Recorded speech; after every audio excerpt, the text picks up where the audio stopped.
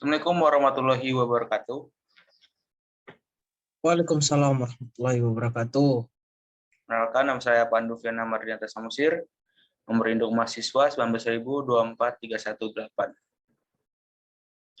Saya di sini akan menjelaskan kelebihan demokrasi.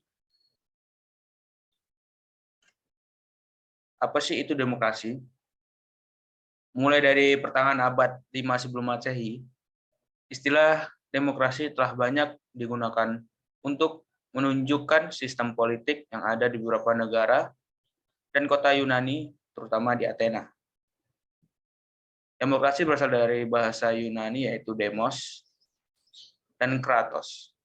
Demos bermakna rakyat atau khalayak, sementara kratos bermakna pemerintahan.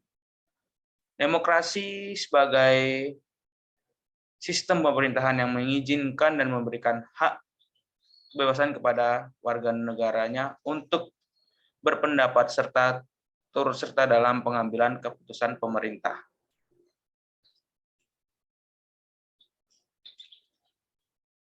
Pengertian demokrasi. Demokrasi sendiri merupakan sistem pemerintahan dari rakyat, untuk rakyat, dan oleh rakyat, di mana setiap orang dapat mengambil bagian perihal keputusan yang akan mempengaruhi kehidupannya dalam bernegara. Dalam buku yang berjudul Komunikasi Politik, Media dan Demokrasi dari Henry Subakto, dijabarkan latar belakang pendekatan, metode studi komunikasi politik, dan kepemimpinan politik yang akan membentuk demokrasi itu sendiri.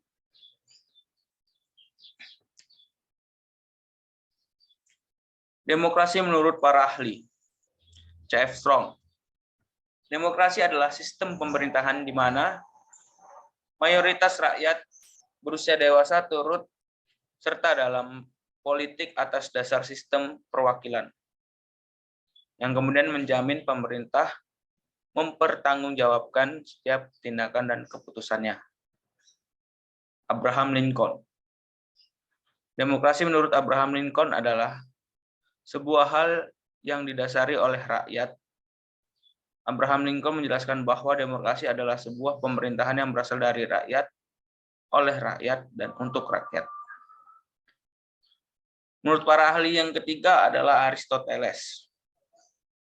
Aristoteles berpendapat bahwa prinsip demokrasi adalah kebebasan, karena hanya melalui kebebasanlah setiap warga negara bisa saling berbagi kekuasaan di dalam negaranya.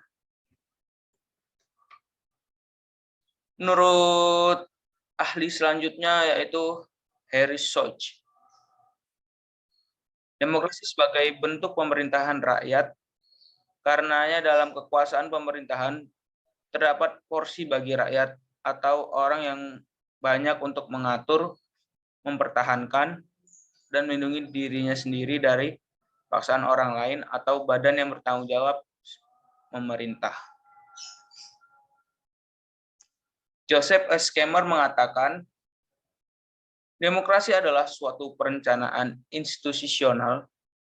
Perencanaan tersebut dilakukan untuk mencapai sebuah keputusan politik di mana setiap individu akan memperoleh kekuasaan untuk memutuskan cara memperjuangkan kompetitif.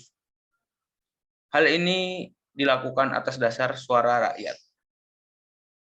Menurut para ahli yang terakhir, Avangadva.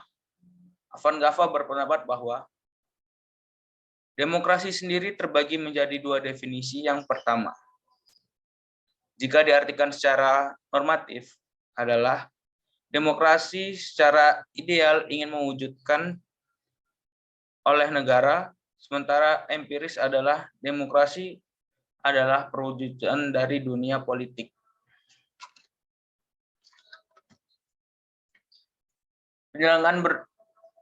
Penyelenggaraan berada di tangan rakyat mengandung pengertian 3 hal, yaitu pemerintahan dari rakyat, government of the people.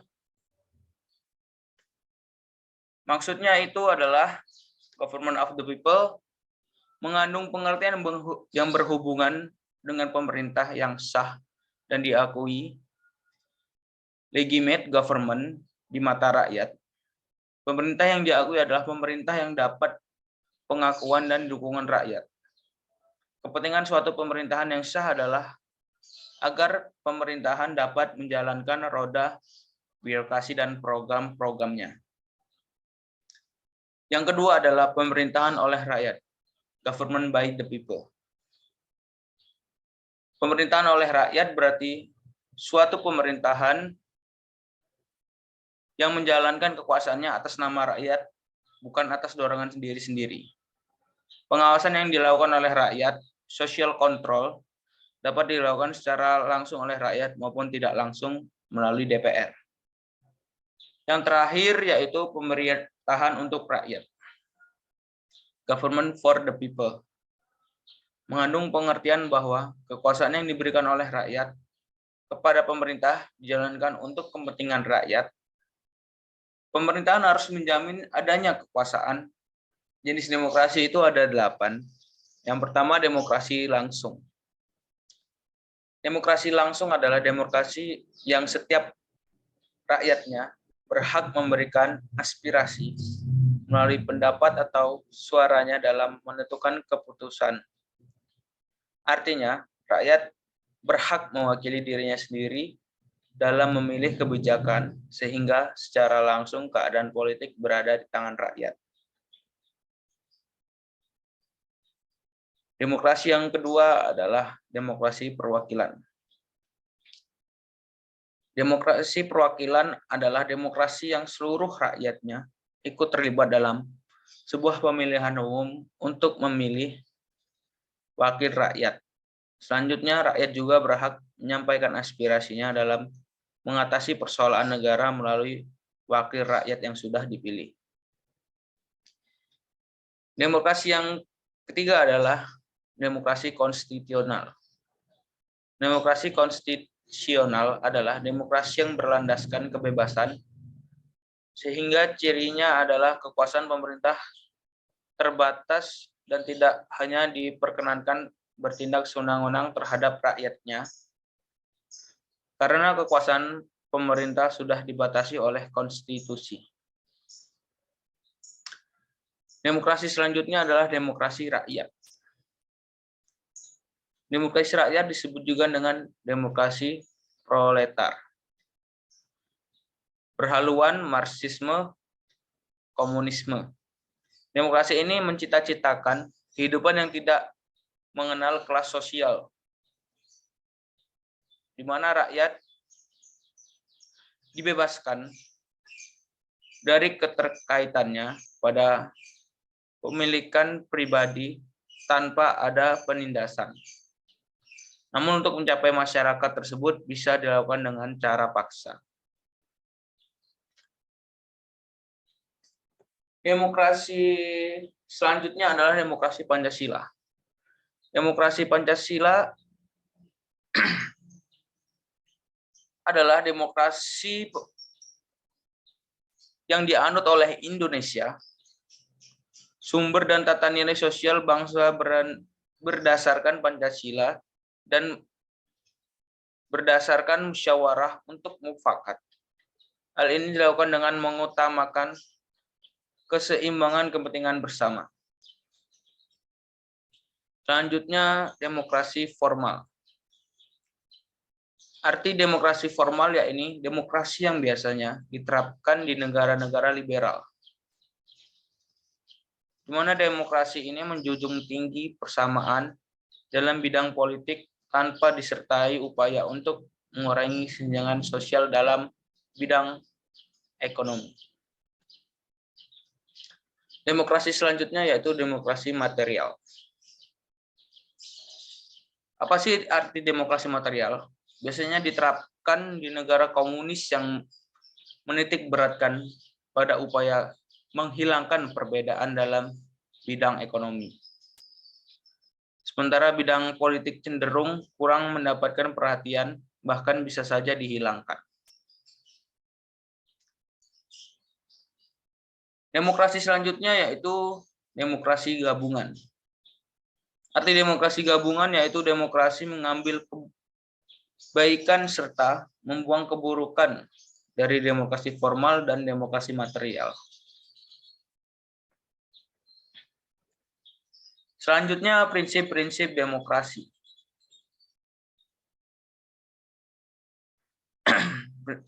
Prinsip demokrasi yang pertama yaitu berdasar pada ketuhanan yang Maha Esa. Demokrasi Pancasila adalah demokrasi yang menolak liberalisme dan sekularisme. Namun demokrasi jenis ini menganut paham religius atau menolak ateisme. Prinsip demokrasi selanjutnya yaitu menjunjung tinggi hak asasi manusia atau HAM. Demokrasi Pancasila adalah demokrasi yang menjunjung tinggi HAM.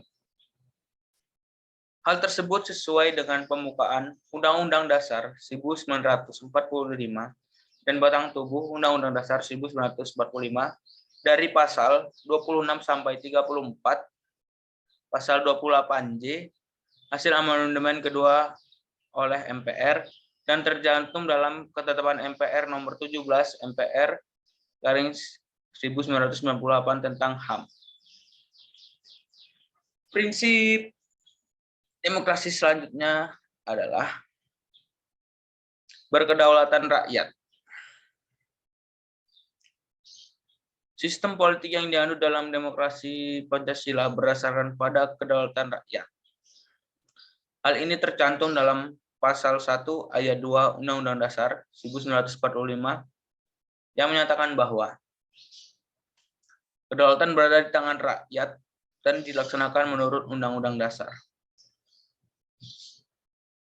Prinsip selanjutnya yang kelima yaitu prinsip rule of law. Demokrasi Pancasila juga menerapkan prinsip rule of law, yakni hukum sebagai panglima dalam sistem politik demokrasi. Indonesia adalah negara hukum, sebagaimana yang tercantum dalam pasal 1 ayat 3 Undang-Undang Dasar 1945. Prinsip selanjutnya yang keenam adalah menjamin otonomi daerah. Prinsip demokrasi Pancasila selanjutnya adalah menjamin otonomi daerah. Dalam hal ini, otonomi daerah sebagai suatu keharusan, maka pada masa reformasi, keluarlah Undang-Undang Nomor 22 Tahun 1999 tentang otonomi daerah. Peraturan tersebut kemudian diperbarui dengan Undang-Undang Nomor 32 Tahun 2004 tentang pemerintah daerah. Prinsip selanjutnya yaitu berkeadilan sosial. Pilar yang melandaskan Pancasila lainnya adalah sistem politik yang dibangun hendaknya mampu menciptakan masyarakat yang modern dan berkeadilan, sebagaimana menjadi amanat pembukaan Undang-Undang Dasar 1945 pada alinea keempat.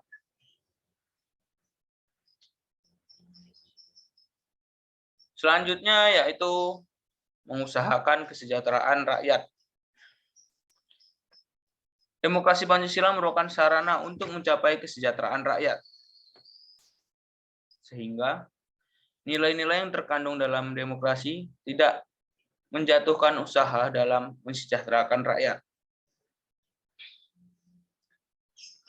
Selanjutnya yaitu sistem peradilan yang merdeka, bebas dan tidak memihak. Ini adalah yang terakhir, prinsip demokrasi. Prinsip demokrasi Pancasila memberikan sistem peradilan yang merdeka, bebas, dan tidak memihak. Untuk menjamin berjalannya sistem tersebut, maka dibentuklah kekuasaan yudikatif.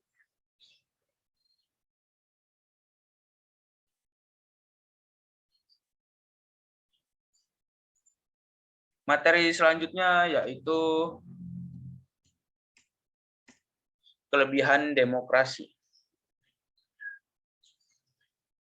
Kelebihan demokrasi itu ada banyak. Ada 10 kelebihan. Yang pertama adalah melindungi kepentingan rakyat. Demokrasi merupakan sistem yang melindungi kepentingan rakyat. Kekuasaan yang sesungguhnya terletak di tangan orang-orang yang mewakili rakyat banyak. Pada wakil rakyat dipilih dan harus bertanggung jawab pada rakyat yang memilihnya. Dengan cara ini, kepentingan sosial, ekonomi, dan politik rakyat menjadi lebih terjamin di bawah demokrasi. Kelebihan demokrasi yang kedua yaitu berdasarkan prinsip kesetaraan. Demokrasi didasarkan pada prinsip kesetaraan. Semua warga negara memiliki kedudukan sama di mata hukum. Semua rakyat memiliki hak sosial, politik, dan ekonomi yang sama.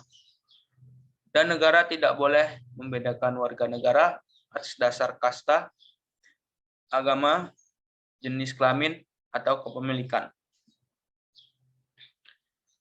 Kelebihan demokrasi yang ketiga adalah stabilitas dan tanggung jawab dalam pemerintahan. Demokrasi dikenal sebagai sistem yang stabilitas dan efisien. Pemerintahan berjalan stabil karena adanya pada dukungan publik. Dalam demokrasi perwakilan, wakil rakyat mendiskusikan masalah negara secara menyeluruh dan mengambil keputusan berdasarkan aspirasi rakyat. Di bawah sistem monarki, elit kerajaan mengambil keputusan sesuai keinginannya sendiri. Sedangkan di bawah kediktatoran, diktator tidak melibatkan rakyat sama sekali dalam pengambilan keputusan. Kelebihan demokrasi selanjutnya yaitu pendidikan politik kepada rakyat. Demokrasi bisa berfungsi sebagai sekolah pendidikan politik bagi rakyat. Rakyat akan ikut terdorong untuk mengambil bagian dalam urusan negara. Pada saat pemilihan umum, partai politik mengusulkan kebijakan dan program untuk dinilai oleh rakyat. Hal ini pada akhirnya menciptakan kesadaran politik di kalangan masyarakat. Kelebihan demokrasi selanjutnya yaitu pemerintahan yang stabil.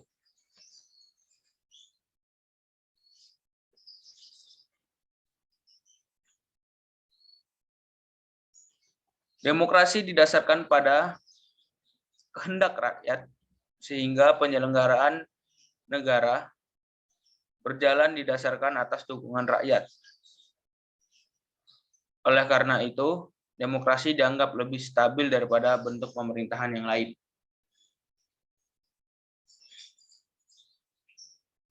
Kelebihan demokrasi selanjutnya yaitu membentuk rakyat menjadi warga negara yang baik. Keberhasilan demokrasi terletak pada bertumbuhnya warga negara yang baik. Demokrasi menciptakan lingkungan yang tepat untuk pengembangan kepribadian dan menumbuhkan kebiasaan yang baik. Dalam demokrasi, rakyat dilatih untuk memahami hak dan kewajiban mereka. Selanjutnya, berdasarkan opini publik. Pemerintah demokrasi didasarkan pada keinginan publik.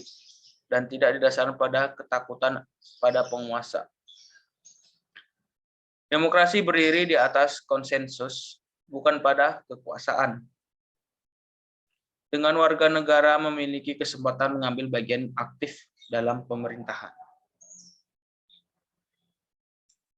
Kelebihan selanjutnya yaitu secara ekonomi biasanya tumbuh lebih cepat. Kelebihan demokrasi ini yaitu kebebasan yang ditawarkan dalam struktur demokrasi memungkinkan masyarakat umum untuk meraih hasil apapun yang mereka inginkan. Meskipun tetap terdapat batasan hukum untuk mencegah seseorang merugikan orang lain. Struktur pemerintahan ini memberikan kebebasan untuk mencari peluang. Berusaha, sekolah, atau bahkan tempat tinggal. Kondisi ini berbeda dengan perekonomian dalam negara komunis, di mana alat produksi yang dikuasai oleh negara dan didistribusikan secara merata kepada masyarakat tanpa melihat kontribusinya.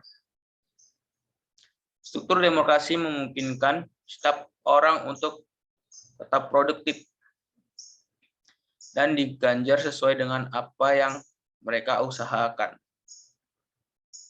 Itulah sebabnya produk domestik bruto suatu negara yang berlandaskan demokrasi biasanya lebih besar.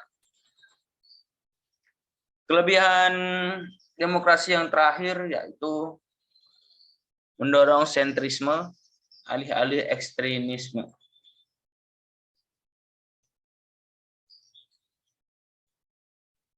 Kelebihan demokrasi ini ialah mendorong orang untuk menuju titik tengah atau center, alih-alih menjadi ekstrim.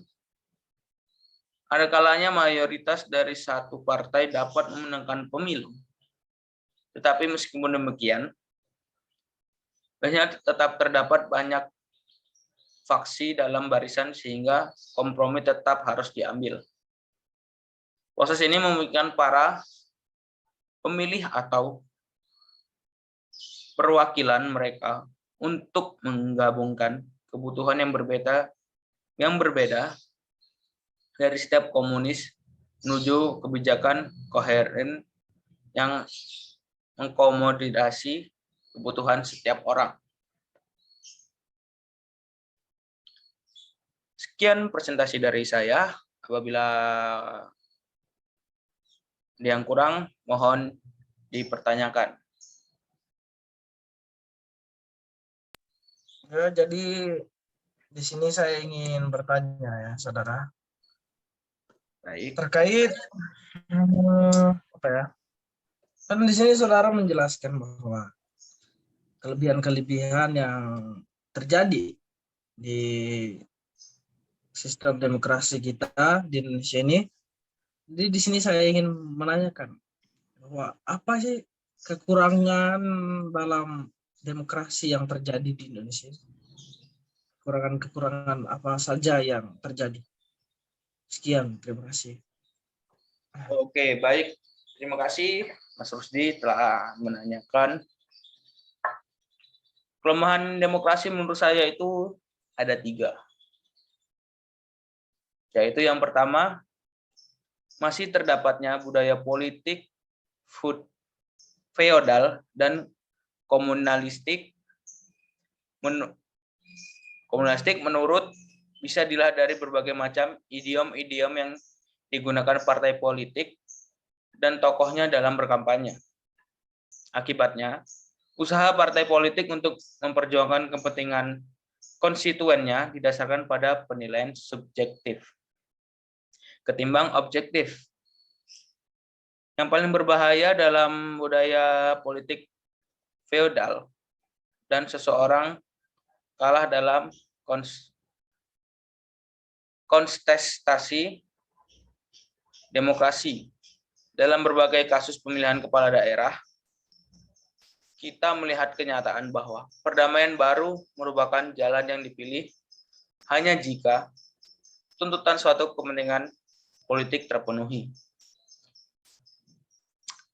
Kelemahan yang kedua yaitu munculnya otoritarisme mayoritas akibat terlalu liberalnya demokrasi di Indonesia ini.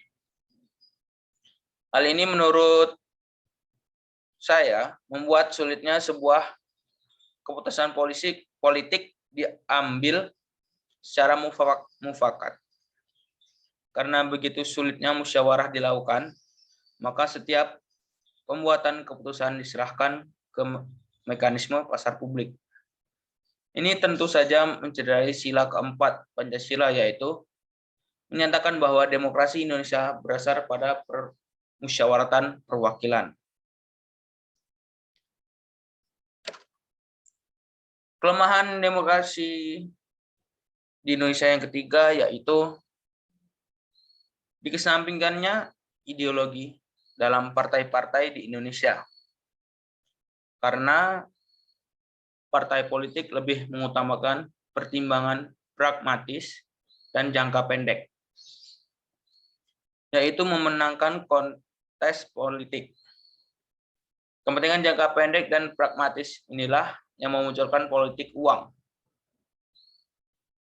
Hanya karena ingin memenangkan pemilu, suatu partai atau calon kepala daerah harus membayar rakyat untuk memilih gambar tertentu dalam lembar pencalonan saat pemilih. Akibat selanjutnya adalah bergesernya fungsi ideal partai politik dari penghubung antara negara dan rakyat menjadi sarana pengumpul suara dan dana. Jika tujuan partai hanya memenangkan pemilu dan mengumpulkan dana, maka kita sulit berharap partai menjadi lembaga demokrasi yang bisa kita andalkan. Sekian itu jawabannya Mas Rudi, apakah bisa diterima? Ya, dapat diterima. Ya. Jadi sistem pemerintahan, jadi sistem demokrasi kita nih kurang maksimal ya. Ya. Ya, terima kasih atas jawaban yang Mas Pandu telah paparkan tadi. Saya dapat memahami bahwa kelebihan dalam demokrasi itu apa, dan adapun kekurangan yang terjadi dalam sistem demokrasi kita. Terima kasih atas jawabannya. Assalamualaikum warahmatullahi wabarakatuh. Waalaikumsalam warahmatullahi wabarakatuh. Sekian presentasi dari saya. Apabila ada salah kata, saya mohon maaf. Pada Allah saya mohon ampun. Wassalamualaikum warahmatullahi wabarakatuh. Waalaikumsalam warahmatullahi wabarakatuh.